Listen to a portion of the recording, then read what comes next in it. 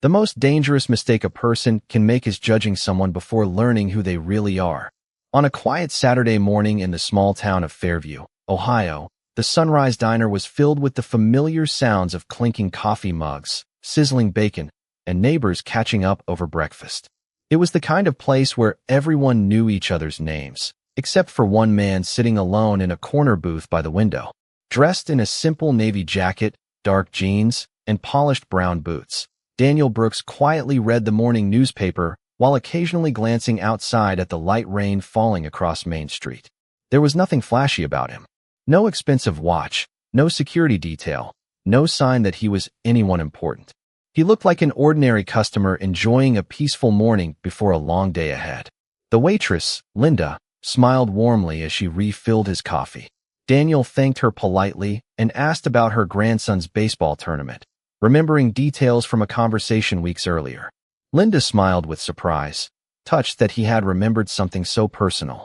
Around the diner, conversations continued as families shared pancakes, truck drivers grabbed quick breakfasts before long deliveries, and a retired couple debated the local football team's chances this season. It felt like an ordinary morning until the front door swung open with a loud chime. Officer Ryan Walker stepped inside wearing a crisp police uniform, his heavy boots echoing against the tile floor. He scanned the room with the confidence of someone who expected instant respect wherever he went. Several customers greeted him, but Ryan barely acknowledged them as his eyes locked onto Daniel. Something about the quiet stranger immediately caught his attention. Instead of walking toward the counter for his usual coffee, Ryan slowly approached Daniel's booth. The conversations around the diner softened as curious eyes followed him. Daniel calmly folded his newspaper and looked up with a polite smile. "Good morning, officer," he said evenly. Ryan ignored the greeting. "Mind telling me what you're doing here?" he asked in a cold voice. Daniel blinked once, clearly surprised by the question. "Having breakfast," he answered with calm confidence. A few customers exchanged puzzled glances. Ryan narrowed his eyes. "You got identification?" Daniel remained composed. "May I ask why?" Ryan crossed his arms. "Because I asked." The atmosphere inside the diner changed instantly. Forks stopped moving. Coffee cups paused halfway to lips. Linda quietly stepped closer, sensing the tension building. Daniel slowly reached toward his jacket pocket, but before he could retrieve his wallet, Ryan sharply ordered him to stop moving. Daniel immediately raised both hands slightly, keeping his voice steady. "Officer, there's no reason for this. We can talk." Ryan took another step forward. "Stand up." Daniel hesitated for only a second before calmly rising from the booth. His expression never changed. He looked directly at Ryan and spoke in the same measured tone. "Officer Walker, I believe you're about to make a decision you'll wish you could take back." Ryan let out a short laugh, convinced the stranger was trying to intimidate him. "Is that supposed to scare me?" Daniel answered quietly, "No, it's supposed to help you." Ryan ignored the warning completely. As dozens of silent eyes watched from every corner of the diner, he reached for his handcuffs, utterly convinced he was in complete control, never realizing that within the next few minutes, one unanswered phone call would change the course of his entire career. Ryan Walker pulled the handcuffs from his duty belt with complete confidence, certain that everyone inside the diner would see him as the officer protecting the community. Daniel Brooks did not step back or argue. He simply kept his hands visible and maintained steady eye contact. "Officer, I am asking you one last time to slow down and think this through," Daniel said calmly. Ryan shook his head. "You have had enough chances already." Linda hurried around the counter, her face filled with concern. "Officer Walker, he has been sitting here for almost an hour. He has not caused a single problem." Ryan barely looked at her. "Ma'am, please return to your job. I know how to handle this." The room fell silent except for the faint sound of rain tapping against the windows. Several customers quietly reached for their phones, unsure of what they were witnessing but sensing that something was not right. A young college student near the entrance discreetly started recording. Daniel noticed the phone but showed no reaction. He remained remarkably composed, almost as if he understood something no one else did. Ryan instructed Daniel to place his hands behind his back.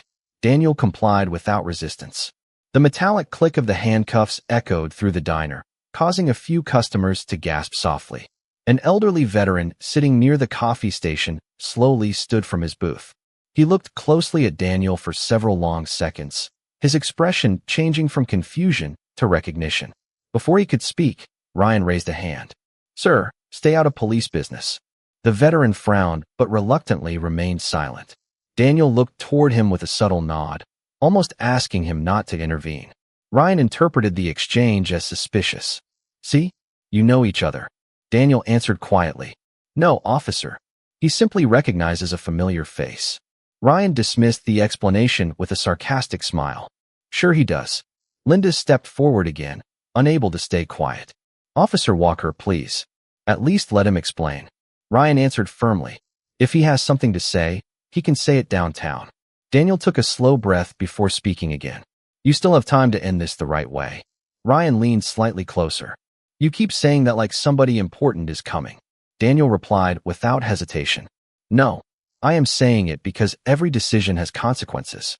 Those words lingered in the air. Even the customers recording with their phones exchanged uncertain looks. Ryan reached into Daniel's jacket pocket and removed a leather wallet. He opened it quickly, barely glancing inside before closing it again. "Fancy wallet," he muttered dismissively. He never noticed the identification tucked behind several business cards. Instead, he slipped the wallet into an evidence pouch hanging from his belt. Outside, another patrol vehicle slowly passed the diner but continued driving without stopping. Inside, the tension only continued to build. A little girl sitting with her parents whispered, "Mom, why is that man so calm?" Her mother quietly answered, "Sometimes people stay calm because they know the truth." Ryan ignored every conversation around him. In his mind, he had already decided the story. Daniel was simply another man challenging his authority. What Ryan could not see was that nearly every customer inside the diner was now watching something very different. They were no longer watching an officer making an arrest. They were watching a man refuse to listen, even as warning after warning appeared right in front of him. Ryan Walker guided Daniel Brooks toward the front door of the diner with slow, deliberate steps, convinced that everyone watching would remember this as another example of decisive police work. Instead, the silence inside the restaurant grew even heavier. Every customer seemed to sense that something important was unfolding, even if they could not yet explain why. The young college student who had started recording never lowered his phone. Across the room, another customer quietly opened a live stream, and comments immediately began appearing from friends asking what was happening. Daniel noticed the growing attention but remained focused on Ryan. His expression never showed fear or anger. If anything, he seemed quietly disappointed. As they reached the entrance, the elderly veteran finally spoke again. "Officer Walker, I think you should look at that identification one more time." Ryan stopped for a brief moment, but did not turn around. "Sir, unless you are directly involved, I suggest you let me do my job." The veteran sighed. "Sometimes doing your job starts with listening." Ryan ignored him completely and pushed open the diner door. Cool morning air rushed inside as light rain continued falling across the nearly empty parking lot. Daniel calmly stepped outside without resistance. Linda followed them to the doorway, nervously drying her hands on her apron. "Please be careful," she called out. "There has to be some misunderstanding." Ryan answered without looking back. "There is no misunderstanding." He led Daniel toward the patrol vehicle parked only a few yards away. As they approached, Ryan's portable police radio crackled to life. Dispatch requested that he confirm his status. Ryan pressed the microphone. "Routine detention. Everything is under control." His confident tone left no room for questions. Daniel quietly glanced toward the cloudy sky before speaking once more. "Officer Walker, there is still time to fix this before other people become involved." Ryan gave a short laugh. "You really think someone is coming to rescue you?" Daniel answered with complete sincerity. "I am hoping no one has to." Those words lingered in Ryan's mind for only a second before he dismissed them. To him, Daniel's calm attitude was simply another attempt to avoid consequences. He opened the rear door of the patrol vehicle, but paused when his department-issued cell phone vibrated inside his uniform pocket. Without checking the screen, Ryan silenced the call. "Probably another paperwork reminder," he muttered. Inside the diner, several customers watched through the large front windows. The little girl who had asked why Daniel was so calm tugged gently on her mother's sleeve again. "Mom, why did that phone ring?" Her mother quietly replied, "Sometimes the most important calls come before people realize they need to answer them." Moments later, Ryan's phone vibrated again. This time the ringing lasted longer. He frowned with irritation, pulled the phone halfway from his pocket, glanced only long enough to see an unfamiliar state government number, and rejected the call without another thought. Daniel watched the brief exchange carefully, but said nothing. His eyes reflected neither satisfaction nor worry, only quiet patience. Ryan slipped the phone back into his pocket and reached for the patrol car door once again, completely unaware that inside the state capitol, several people had just realized the call had been ignored, and someone with far greater authority had already decided to make the next one impossible to dismiss. Inside the diner, the atmosphere had completely changed. Breakfast conversations had disappeared, replaced by whispers and worried glances toward the parking lot. Linda stood by the front window with her hands folded tightly, unable to take her eyes off Daniel Brooks. The young college student continued streaming the scene, and the number of viewers climbed every few seconds as people shared the video across social media. Comments poured in faster than anyone could read them. Some defended Officer Ryan Walker without knowing the full story, while others questioned why such a calm, cooperative man had been placed in handcuffs. Outside, Daniel stood quietly beside the patrol car, showing the same remarkable patience he had displayed from the beginning. Ryan interpreted that calm as arrogance. "You still have not figured it out, have you?" Ryan asked with a confident smile. Daniel answered softly, "I figured it out the moment you walked into the diner. I was only hoping you would reach a different conclusion." Ryan shook his head. "You keep acting like you know something I do not." Daniel simply replied, "Everyone has the opportunity to choose humility before circumstances choose it for them." Ryan laughed under his breath, convinced the conversation was nothing more than meaningless philosophy. Before he could respond, another vehicle slowly entered the parking lot. It belonged to a local delivery driver who had stopped for breakfast every Saturday for years. As the driver stepped out of his truck, he froze after seeing Daniel standing beside the patrol car. His eyes widened with surprise. He took a few hesitant steps closer before speaking carefully. "Excuse me, officer, are you sure there is not some mistake?" Ryan answered immediately, "Move along, sir. This is official police business." The driver looked at Daniel again, clearly recognizing him, but Daniel offered only a subtle shake of his head, silently asking him not to escalate the situation. Respecting that silent request, the driver backed away, although the confusion on his face was impossible to hide. Ryan noticed the exchange and grew even more convinced that Daniel was somehow manipulating the people around him. At that exact moment, his department-issued phone vibrated once again. This time the screen displayed another government number, different from the first. Ryan glanced at it for barely a second before pressing the decline button with visible irritation. "People never stop calling," he muttered. Daniel watched the screen disappear into Ryan's pocket and quietly said, "Ignoring the right call does not make it disappear." Ryan rolled his eyes. "You really enjoy talking in riddles." Daniel smiled politely. "No, I simply believe people deserve every chance to correct an honest mistake before it becomes something much larger." Ryan refused to answer. Instead, he reached for the patrol car door once again, preparing to seat Daniel inside. Across the parking lot, the elderly veteran had quietly walked outside and now stood beneath the awning of the diner entrance. Linda joined him moments later. "You know him, do you not?" she whispered. The veteran nodded slowly. "Not personally, but I have seen him speak in Columbus. If I am right, this morning is about to become a lesson none of us will forget." Before Linda could ask another question, the unmistakable sound of multiple vehicles approaching echoed down Main Street.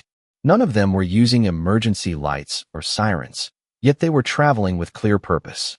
Ryan looked up briefly, assuming they would simply drive past. He had no idea that every passing second was quietly moving him closer to the moment when the truth would become impossible for anyone to ignore. Ryan Walker straightened his uniform and looked around the parking lot with growing confidence. From where he stood, everything appeared to confirm that he had made the right decision.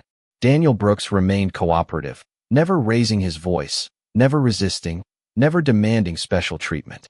To Ryan, that silence looked less like dignity and more like surrender. "Looks like your friends decided not to show up after all," Ryan said with a smug grin. Daniel met his eyes without the slightest hint of frustration. Sometimes the truth does not need to rush. It simply arrives when people are ready to see it.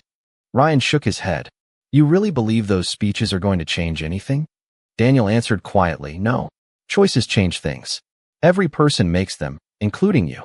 Ryan ignored the remark and reached for the rear door of the patrol vehicle once more. Before placing Daniel inside, he decided to complete one more report on his department tablet. He entered several notes, describing the detention as routine and justified. With each sentence he typed, he felt more certain that his actions would be supported by his supervisors. He even imagined receiving praise for being proactive. Behind the large diner windows, customers continued watching in complete silence. The live stream had spread far beyond Fairview. Thousands of viewers were now following the unfolding situation, many commenting that something about Daniel seemed unusually familiar. Others pointed out how calm he remained despite everything happening around him. Linda looked anxiously toward the elderly veteran. Should somebody call the police department? She whispered. The veteran slowly nodded. I have a feeling someone already has. Just then, Ryan's department radio crackled again. Dispatch requested that he contact headquarters when available. Ryan pressed the microphone with obvious impatience. I will check in after transport, he replied before ending the transmission without another thought. Daniel listened carefully, but said nothing. Seconds later, Ryan's cell phone vibrated again. This time it continued ringing longer than before. Ryan pulled it from his pocket and frowned. Another official government number appeared on the screen. He sighed loudly. People really do not know when to stop. Without answering, he pressed decline once again. Daniel spoke gently. Some opportunities only knock a few times. Ryan laughed. If it was important, they can leave a message. Daniel gave a slight nod. They probably will. A moment later, the phone displayed a voicemail notification almost immediately after the call ended. Ryan never bothered opening it. Instead, he slipped the phone back into his pocket and closed the rear patrol car door without placing Daniel inside yet. He wanted to finish his paperwork first, convinced there was no reason to hurry.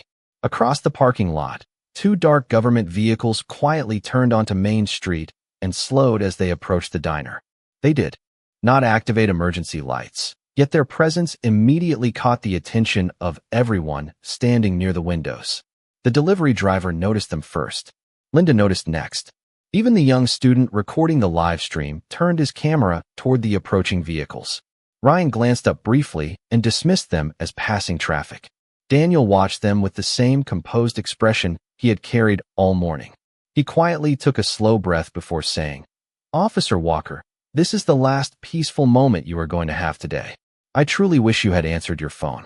Ryan responded with complete confidence. I have nothing to worry about. For the first time since entering the diner, Daniel lowered his eyes for a brief moment, not in defeat, but with the quiet sadness of someone who had hoped another person would choose wisdom before consequences made the decision for him. The two dark government vehicles rolled into the diner parking lot and came to a smooth stop several yards away from Ryan Walker's patrol car. Their engines fell silent, but nobody stepped out immediately. The unexpected arrival drew every eye in the parking lot and behind the diner windows. Ryan glanced over for only a moment before returning to his tablet. Probably another state inspection team, he muttered, completely unconcerned. Daniel Brooks quietly watched the vehicles without changing his expression. His calm demeanor remained exactly the same, as though he had expected this moment all along. The light rain had nearly stopped, leaving only a cool breeze drifting across the pavement. Ryan finished typing his report and pressed the submit button with a satisfied smile. There, he said confidently. Everything is documented. Daniel looked toward him with genuine sincerity. Documents record actions. They do not erase them. Ryan slipped the tablet back into the patrol vehicle. Before he could respond, his department-issued cell phone began ringing once again. This time the ringtone echoed loudly across the otherwise quiet parking lot. Ryan sighed with visible frustration and pulled the phone from his pocket. The screen displayed an incoming call from the office of the governor. He frowned at the unfamiliar words. What is this supposed to be, he muttered. Assuming it was some kind of mistake or automated call, he hesitated for a second before finally pressing the answer button. Officer Walker speaking. A calm but unmistakably authoritative voice answered immediately. Officer Walker, this is Governor Michael Carter. I need you to listen carefully and not interrupt. Ryan's confident posture disappeared almost instantly. He blinked several times, unsure whether he had heard correctly. "Governor, sir?" The voice continued with steady professionalism. "Are you currently detaining a man named Daniel Brooks outside the Sunrise Diner in Fairview?" Ryan looked at Daniel, then back at the phone. "Yes, sir. He is under investigation." There was a brief silence before the governor replied. "No, Officer Walker. He is a sitting state senator who is on his way to meet with local business owners this morning. We have been trying to reach you for the last several minutes." Ryan's face turned pale. His eyes instinctively drifted toward the evidence pouch still hanging from his belt. For the first time, uncertainty replaced confidence. "Sir, I was not aware." Governor Carter answered firmly, but without raising his voice. "That is precisely why officers verify information before making assumptions.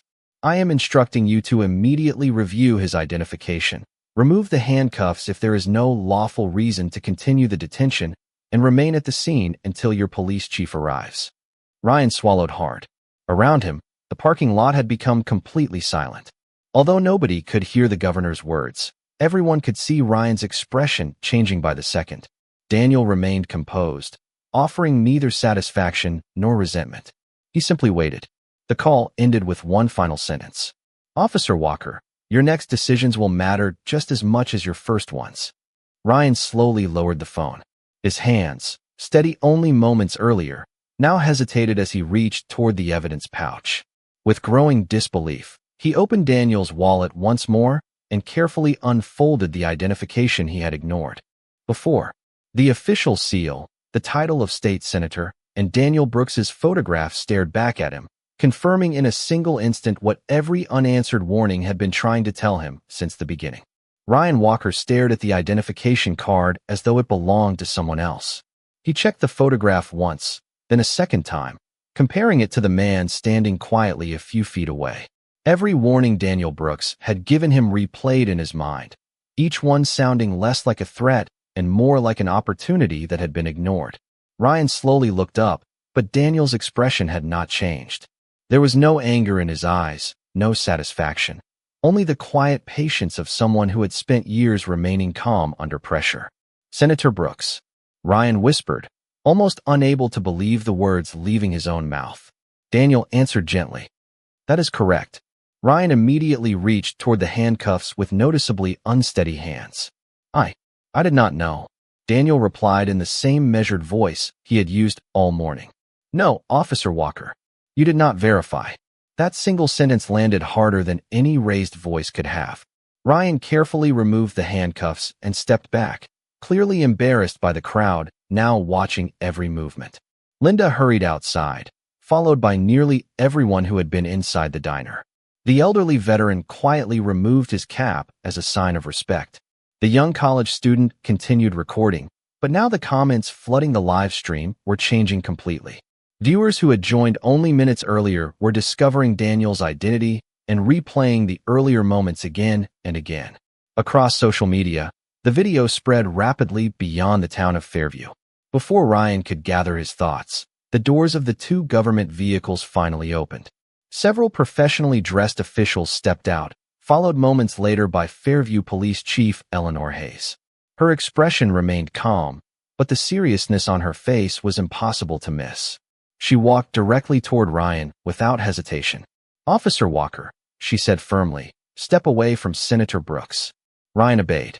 Immediately, Chief Hayes turned toward Daniel first. "Senator Brooks, on behalf of the Fairview Police Department, I sincerely apologize for what has happened this morning." Daniel nodded politely. "Thank you, Chief. I appreciate you coming personally." Chief Hayes then faced Ryan. "I need your badge, your department-issued firearm, your patrol vehicle keys, and your identification." Ryan looked stunned. "Chief, please. I can explain," she answered without raising her voice. "You will have every opportunity to explain during the administrative investigation.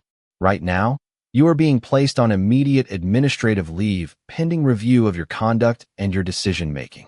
Ryan slowly removed his badge and placed it into her waiting hand. The parking lot remained completely silent except for the distant sound of passing traffic. Every customer watched the moment unfold, realizing they were witnessing consequences arriving in real time. Ryan lowered his head. "Chief, I honestly thought I was doing my job." Chief Hayes looked directly at him before answering. Doing your job begins with facts, not assumptions. Daniel quietly stepped forward. Everyone expected him to criticize Ryan or demand punishment, but instead he calmly said, "Chief, I only ask that this become a lesson for everyone. Respect, patience, and careful judgment protect both officers and the communities they serve." Those words left the crowd even quieter than before. Ryan finally looked at Daniel with genuine regret, realizing that the man he had judged within seconds had spent the entire morning giving him chance after chance to choose a different path. Chief Eleanor Hayes carefully placed Ryan Walker's badge into an evidence envelope before handing it to one of the department officials standing nearby. No one spoke for several long seconds. The weight of the moment settled over the parking lot, as everyone realized that the morning had changed far more than a single officer's career. Ryan stood quietly beside his patrol vehicle, no longer projecting confidence, but reflecting on the chain of choices that had brought him there. Daniel Brooks calmly accepted his wallet and identification from Chief Hayes, checking only briefly to make sure everything was present before slipping them back into his jacket. "Thank you, Chief," he said with quiet professionalism. "I know this has not been an easy morning for your department." Chief Hayes nodded. "Accountability rarely is, Senator, but it is necessary." One of the state officials stepped forward and quietly informed Daniel that the business leaders waiting for the scheduled meeting had already been notified of the delay and were prepared to meet whenever he was ready. Daniel thanked him but did not rush to leave. Instead, he looked around at the people gathered outside the diner. Linda stood near the entrance with tears in her eyes. The elderly veteran gave Daniel a respectful nod, while the delivery driver smiled with visible relief. Even the young college student slowly lowered his phone for the first time since beginning the live stream. The comments online had shifted dramatically. Viewers were no longer debating what had happened. They were discussing the importance of fairness, patience, and treating every person with dignity before making judgments. News organizations had already begun contacting witnesses after clips from the live stream spread across the state. Reporters were requesting statements, but Daniel politely declined every interview. "The facts will speak for themselves," he said. Chief Hayes then addressed everyone gathered outside. "The Fairview Police Department will conduct a full review of this incident. We are committed to serving every member of this community with professionalism, respect, and fairness. Today's events remind us that public trust must be earned every single day." Several people quietly applauded her words. Ryan remained silent throughout the statement. He understood that no explanation he offered in that moment would erase what had already happened. His phone began vibrating again, this time with messages from fellow officers, supervisors, and people he had known for years. He looked down at the screen but chose not to answer. For the first time that morning, he realized how quickly assumptions could spread and how difficult they were to correct once actions had already been taken. Daniel slowly walked toward him before preparing to leave. Ryan looked up with genuine remorse. "Senator Brooks, I am truly sorry." Daniel paused for a moment before answering. An apology is meaningful when it becomes the beginning of change rather than the end of a conversation. Ryan nodded quietly, understanding that those words carried both forgiveness and responsibility. Daniel then extended his hand.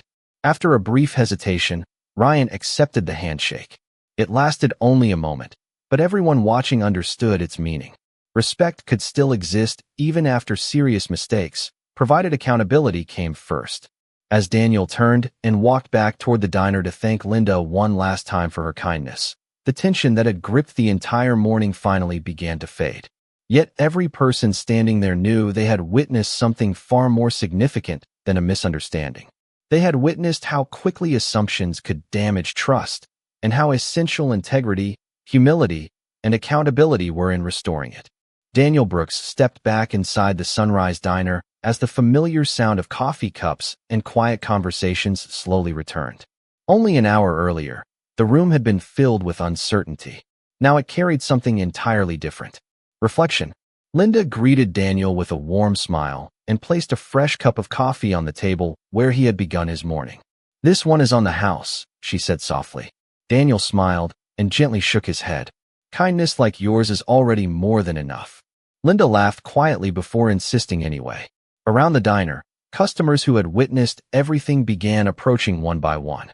Some thanked Daniel for remaining calm. Others apologized for staying silent when they first saw what was happening. Daniel listened carefully to every person without judgment. Most people are not silent because they do not care, he told them. Sometimes they simply need the courage to believe their voice matters. The elderly veteran walked over and extended his hand. Senator, I have spent my whole life believing character is revealed during difficult moments. Today you prove that. Daniel accepted the handshake with genuine gratitude. Thank you for speaking up when you believed something was wrong. Communities become stronger when ordinary people choose not to ignore what they see.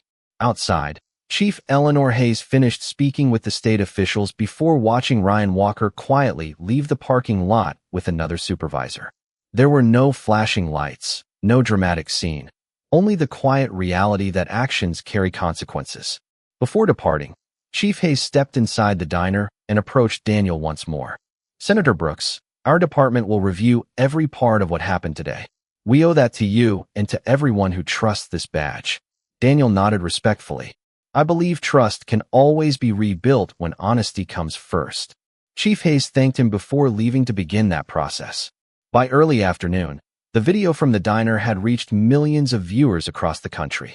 Television stations discussed the importance of careful decision-making. Community leaders organized conversations about fairness, respect, and responsible policing. Yet Daniel declined every invitation to appear on television that day. Instead, he attended the meeting he had originally planned with local business owners, arriving only a little late with the same calm professionalism that had defined his entire morning. Weeks later, the Fairview Police Department announced new training focused on communication, verification, and unbiased decision-making. Ryan Walker's employment was officially terminated following the completed investigation, which concluded that he had failed to follow required procedures and professional standards. Daniel never celebrated the announcement. When reporters later asked whether he felt justice had been served, he answered with quiet honesty. Losing a job should never be the goal. Learning from mistakes should be. Accountability matters because it protects everyone, including the many officers who serve their communities with honor every day. His response surprised many people because it was not fueled by anger or revenge. It was grounded in hope. As the sun began setting over Fairview that evening, Linda locked the front door of the Sunrise Diner and glanced toward the booth by the window where the day had begun. It looked like an ordinary seat again, but everyone who had been there knew they would never see it the same way. One ordinary breakfast had become a reminder that respect should never depend on appearance, reputation, or title. Every person deserves to be treated with dignity before assumptions are made, because the strongest measure of character is not how we treat the powerful after we recognize them, but how we treat every stranger before we know who they are.